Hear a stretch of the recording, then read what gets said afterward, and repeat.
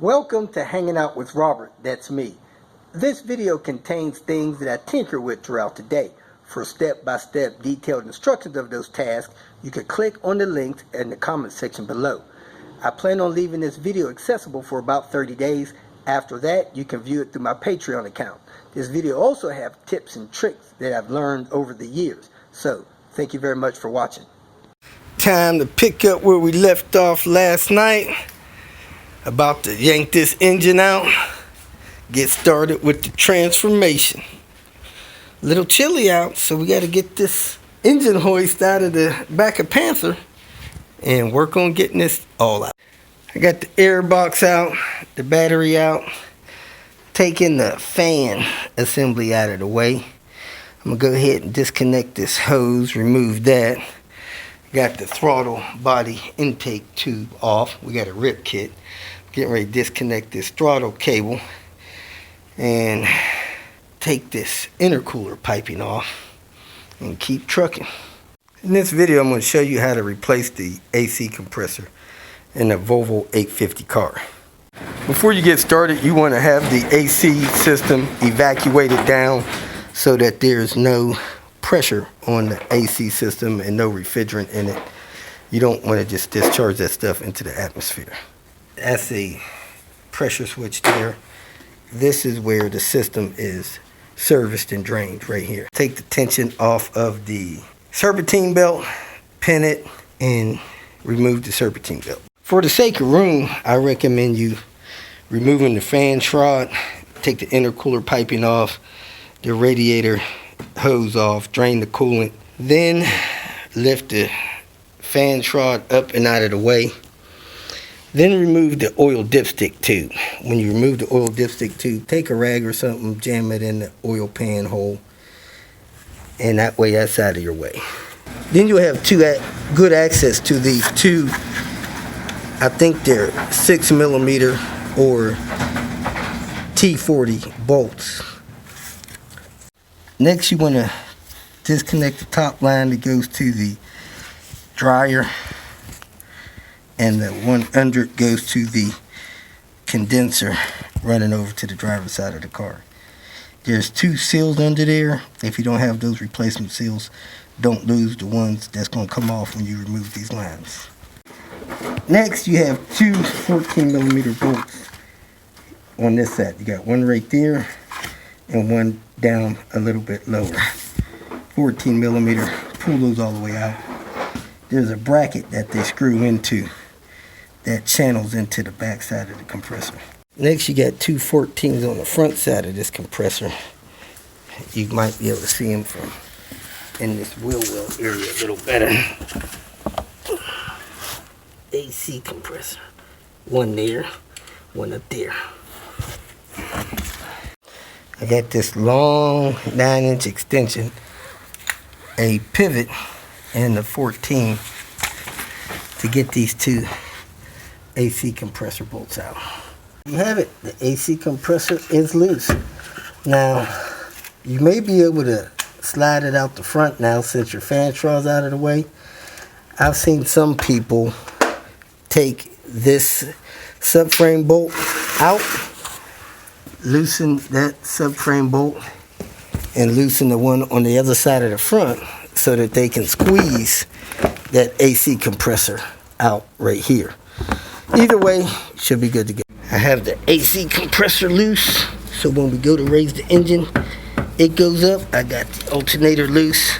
I'm going to take the wire harness loose from the engine here.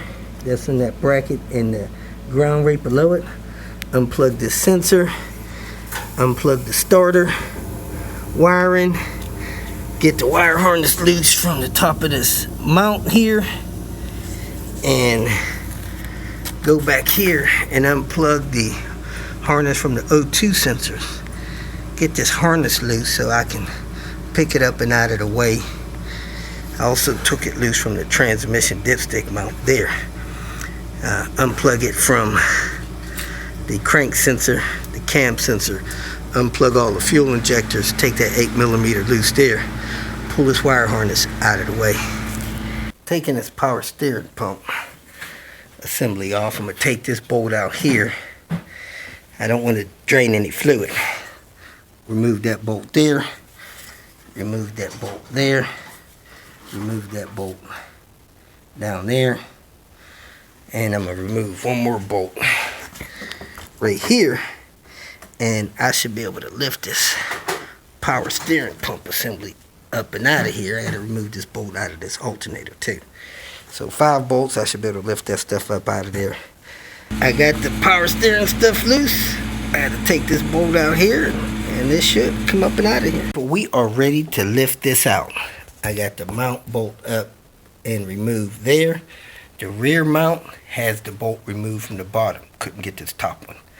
We got the throttle cable removed. We got the shift cable removed. We got the harness unplugged from everything, including the oil pressure sensor and the NOx sensors. We got the AC compressor disconnected. We're going to pull that toward the front of the car as we lift the engine up. I have 2 bolts in this front engine mount. As soon as I pull those, I'm going to hook up the hoist here and there, lift it up with the transmission. No fluids are in the engine. I disconnected the firewall junction. Of course, that broke. I have a new junction to put in there and new heater hoses. So all that's coming out. Oh, I need to disconnect this fuel line. Well, disconnected there, disconnected there, disconnected here, disconnected back there, and I got the exhaust disconnected. As you can see, the turbo is nice and grayish brown. The turbo should be good. I think we're going to use this exhaust flange because the one that I had on my 19T was cracked, and this one looks fine. And that's the larger size. It's got a number 7 on it. So there you have it. We are cooking with grease.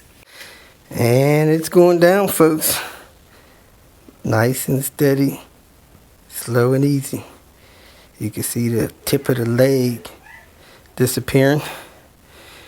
And we didn't destroy anything coming out. Man, we need to get Dan over here tonight, clean all this up, so it could be ready for us to drop in the morning. Be nice and clean. Looked like it might have had a subframe replaced. Part number for a subframe there. Did notice over here that the wheel hub fell apart. We heard the, what's this thing called, rotor hit the ground. Part of the wheel hub came out. Left the other part of the wheel hub there. So we need to go get a bearing. That had to be worn out to happen like that. We need brake lines. They're all cracked. A few other things. Oop, this mount is busted. Got the cable busted on that. That needs to be replaced. And we hadn't checked the other back one, but take it one step at a time. Engine's out. And get it ready for going in. I think my new turbo is increasing my gas mileage. Over the last